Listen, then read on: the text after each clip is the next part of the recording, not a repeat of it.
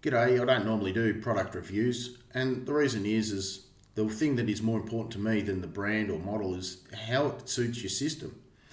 So as a result, I'm going to look at this Solis hybrid inverter.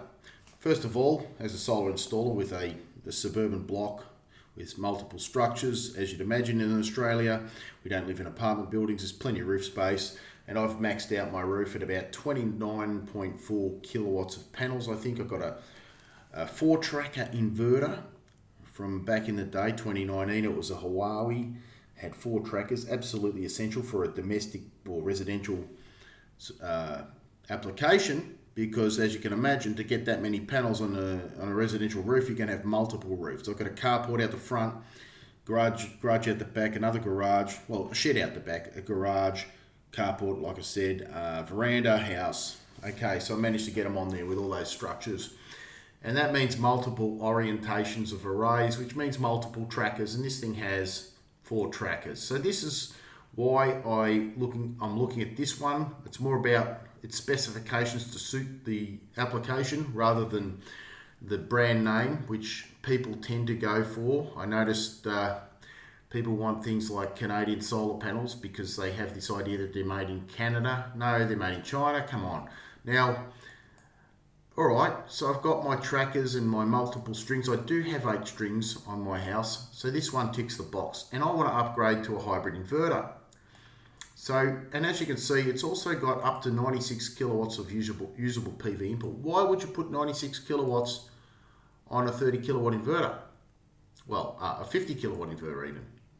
And the reason for that is let's say it's winter, your yields are about half as much as they will be in summer, and you're off-grid, because it has off-grid use too, and now it's a lot cheaper to put more panels on than more batteries on. So there you go. I don't know why that's not highlighting. So that makes sense. Okay, we've got our 140 amp maximum charge and discharge, obviously across 2 battery banks. And those batteries, as usual for 3-phase hybrids, are high voltage batteries, 150 to 800 volts. This one I'm looking at because I think an SHA might have 4 trackers as well. I'll look at that as well, but either or, as long as it's ticking all the boxes. You can parallel these now in grid and off grid. That's been the big feature of 2023, 2024, is you can put another inverter next to this one to upgrade, and the backup, not the grid side, the backup side, you can link them in together to parallel the output. And what that does is, instead of having half the house or commercial building or whatever on one inverter in backup mode and the other half on another backup inverter, is you can, where was I going with this? Let's say you got a massive load on one inverter, you can't utilize the other inverter because it's supplying a different set of loads. But with the backup parallelable, is parallelable a word? I don't know, but it is now. If the backup is parallelable, then you can supply that massive load and utilize both inverters. So this is very, very important to have parallel operation for on and off grid use.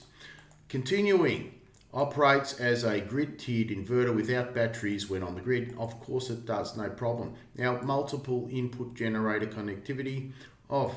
All right, these multi-mode inverters, by the way, mean that you don't end up with separate inverters and just solar chargers and whatnot all over a wall with a lot of labour to hook that up by the installer. You just put it all together at the bottom. So it's very, very good on labour saving. It looks like it takes a generator too. Fantastic. I wouldn't bother using a generator.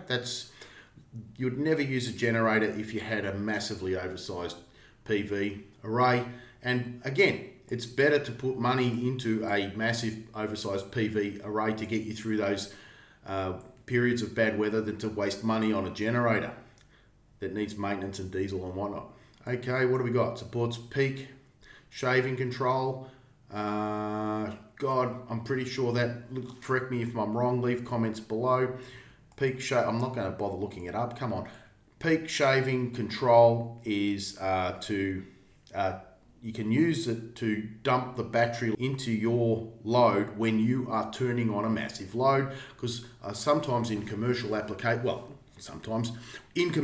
applications, all of the time, If your rate of kilowatt hours is dependent on your peak load. So if you use a whole lot of power, you're putting a lot of stress on the grid. They don't like that, going to charge you more for electricity. So you can shave that peak right off. Anyway, let's have a look at some more details here. I don't know if I can zoom in. There we go, I can zoom in. All right, what do we got? We've got our maximum PV size. Oh, here we go, here's a 30. It can be oversized double. There we go, double the size. There we go. Okay, maximal usable input PV power. What? You can use 60. Oh, look at this. See, this is the specification that could make the difference between myself, the two that I've got my eye on, this one here and an SAJ. I don't know what the SAJ does, to be quite honest, but it probably does the same thing because they're all heading in the same direction. Now, it's got the classic 600 volt limit. Why? It seems to be a good voltage overall.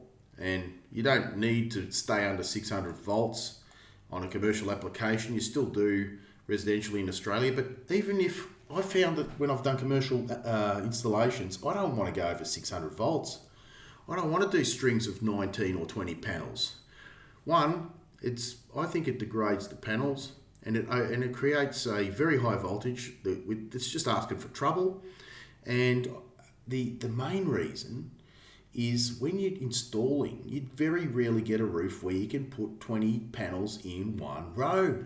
And the amount of work it takes to run extension leads between rows in a convoluted manner is not worth the effort and the maintenance and the confusion. It's just a cluster, excuse my French, clusterfuck on the roof. So I always go under 600 volt. One, I don't need to put authorised personnel only stickers everywhere. It's user friendly for the maintenance team. And also, if I might do a row of 10 because I can do a modular layout with multiple rows of 10 and just run more bloody cables. 4mm cables back to the inverter. And as you know, it's got a lot of inputs here. 8 inputs, it'll take it, no worries.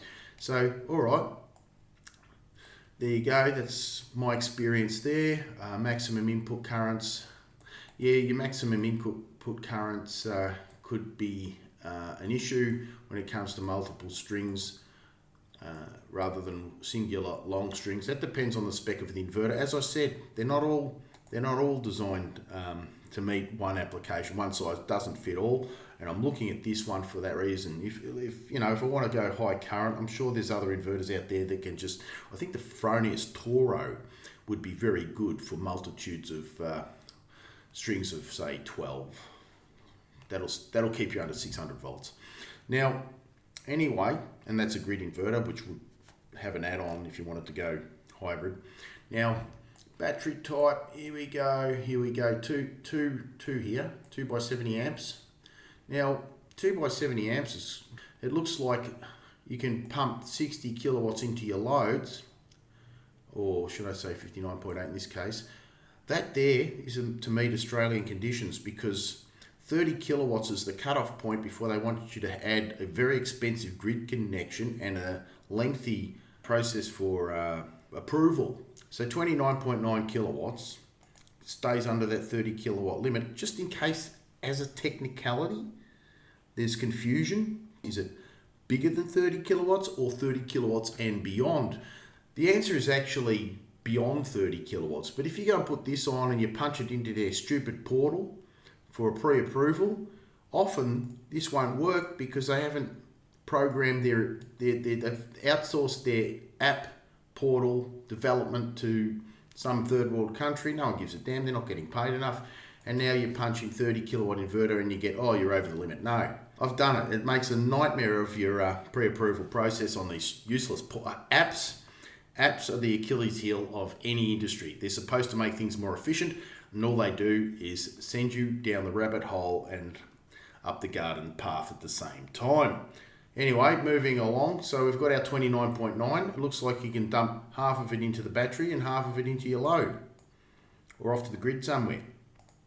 Well, I don't know what's inside the damn thing, but let's say that's the specs. Great, you can, really, really charge some batteries while you're also using the load with an oversized array. Fantastic. Now, okay, we're looking at the bypass. Yes, you've got to have a bypass. What that means is if you're not using the backup mode because you're on the grid, why stress all that equipment? And you can just close a contactor, bypass the lot, and just take it from the grid with huge amperages.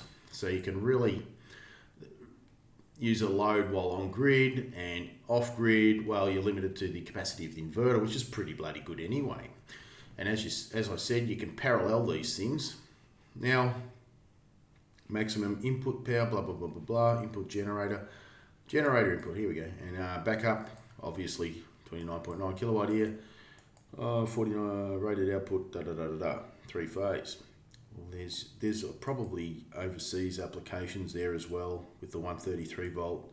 In Australia, it's 230. Here it is. This is Aussie, 230 and 400 volt. Okay, does it all. So this is going to tick the boxes for me. And I just want to know what batteries it goes with now, because where are the batteries? Here we go. 150, 800, blah, blah, blah, blah, blah. I'm sure it has a Solis battery, but it would also go with the, say, your HV series from BYD and all that sort of stuff. Anyway, that's my review of inverters. And these are the latest and greatest coming out at the moment. I've been waiting for these hybrids in three phase because, as I said, I have a large system on my house. Anyway, see you later.